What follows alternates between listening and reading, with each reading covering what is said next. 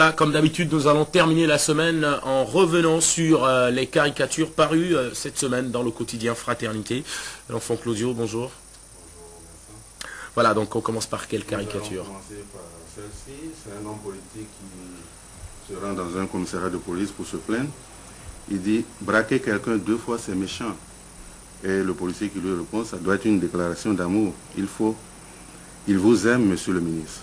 C'est plutôt drôle ce policier. Oui. La seconde caricature, c'est toujours au sujet des braquages. Et là, le bandit qui a fini, et il dit ceci « Joe, prends la télé, on s'en va ».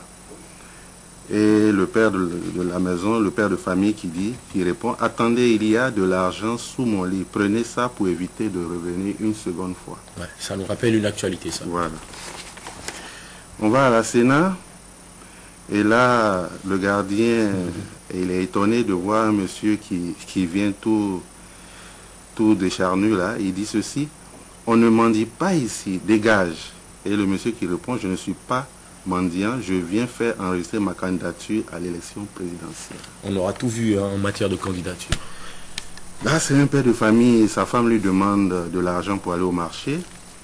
Et lui qui lui répond, « Toi là, tu ne veux pas devenir première dame? Laisse-moi économiser pour déposer la caution de ma candidature à la Sénat. » Ça, on comprend un peu ce qui a dû l'inspirer. Voilà. Et nous allons finir avec la caricature suivante. C'est là, M. Lépi et M. Sénat. Le premier dit, du calme, restons sereins. On va se noyer, mais on ne va pas couler. Et le second qui dit, et qui t'a dit que je veux crever? On va finir avec cette dernière. Comprendra qui comprendra. Merci à vous, l'enfant Claudio. Je rappelle que vous êtes le caricaturiste du quotidien Fraternité. Et ceux qui veulent donc voir toutes les caricatures parues cette semaine peuvent se procurer un exemplaire du journal. Et parlant de journal, justement, nous allons retrouver d'autres journaux, en plus du quotidien Fraternité. C'est avec Rudolf Karl.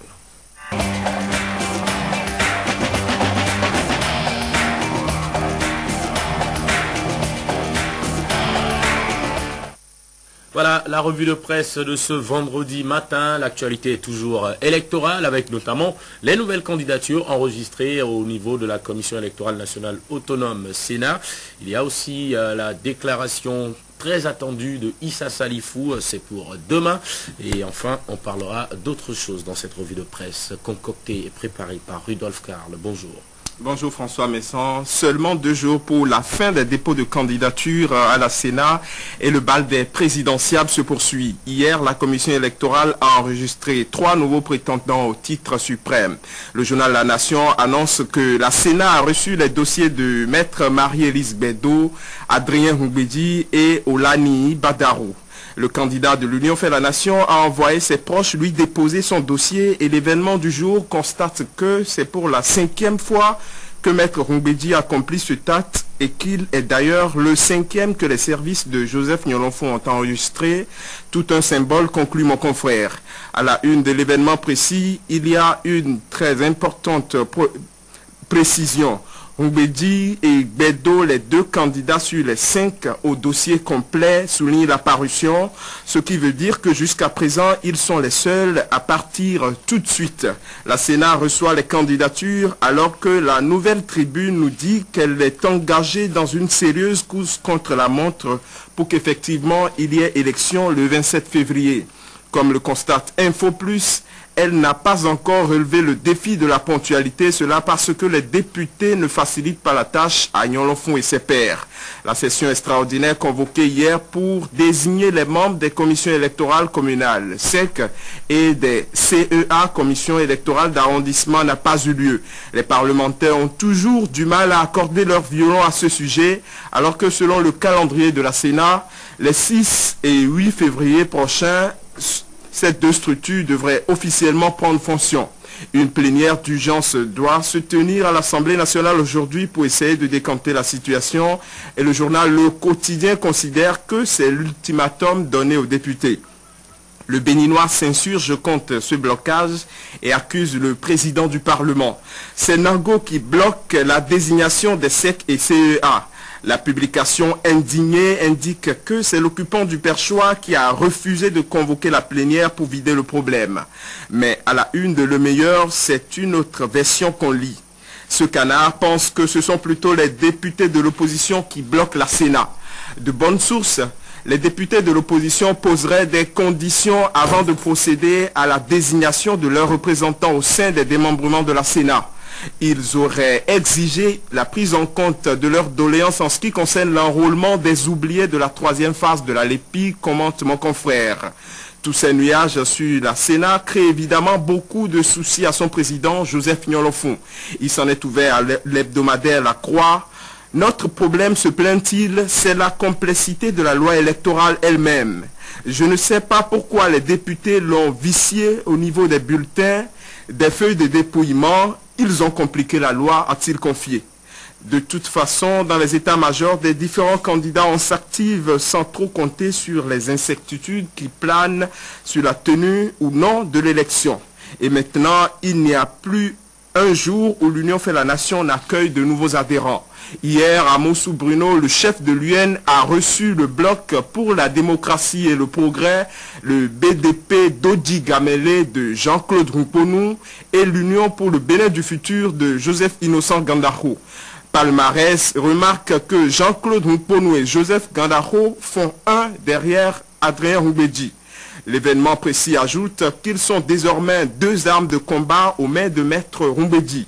L'événement du jour nous ramène à leur cérémonie d'adhésion pour relever qu'ils n'ont pas manqué de rudoyer le bilan du régime du changement, eux qui étaient en alliance avec le docteur Boniaï. Il n'y a pas de génération spontanée en politique. La politique doit être faite par ceux qui la pratiquent. Désormais, nous regardons dans la même direction avec l'Union fait la nation, a insisté Jean-Claude Rumponou. Et justement, c'est sur le cas Rumponou que s'est appesanti le confrère de la matinée. Quand un chargé de mission de Yahi rejoint Roubedi, met en évidence le canard qui en déduit que cette défection ne peut que faire trembler le candidat Kori. Faustin Agbadia analyse que c'est d'une importance capitale pour l'UN et un désaveu cinglant pour la mouvance présidentielle. Le rédacteur de l'article note que Jean-Claude Rumponou, chargé de mission du chef de l'État, a lui-même expliqué que si le bilan de Boniaï depuis 2006 était reluisant, il n'aurait pas choisi militer pour Adrien Roubedi. Avec cette déclaration, mon confrère se demande si le président du BDP d'Odi Gamele pourrait toujours retrouver son bureau au palais. Et en tout cas, il ne sera pas le seul à tourner dos au FCBE. Fraternité nous apprend que les jeunes de Savalou ont aussi faussé compagnie au chef de l'État. Et comme c'est l'UN qui est à la mode en ce moment, ils vont voter Roubedi.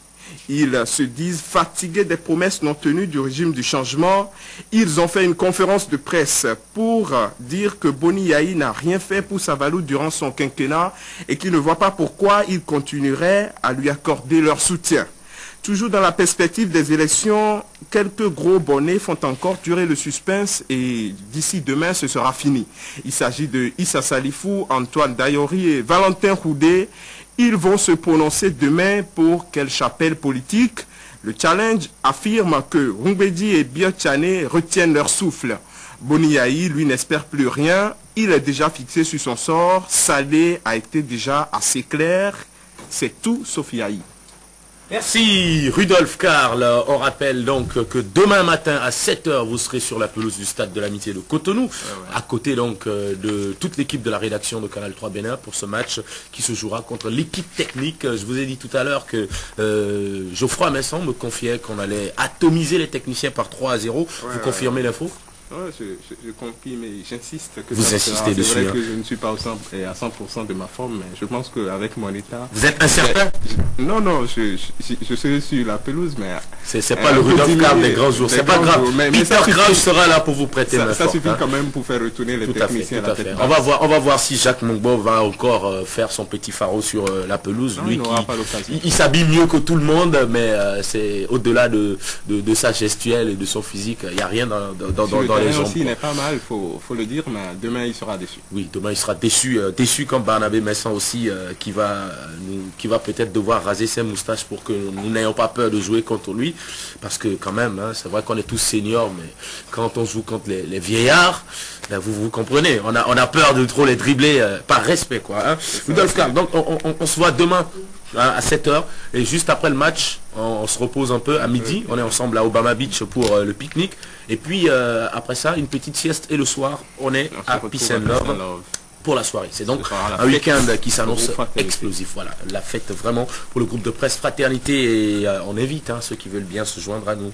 Mais déjà, il faut être au stade à 7 h. N'oubliez pas le rendez-vous. Mesdames, messieurs, c'était Actu Matin de ce vendredi. On vous souhaite un excellent week-end. Retrouvez-nous lundi à 7 h. Inch'Allah, gardez la forme.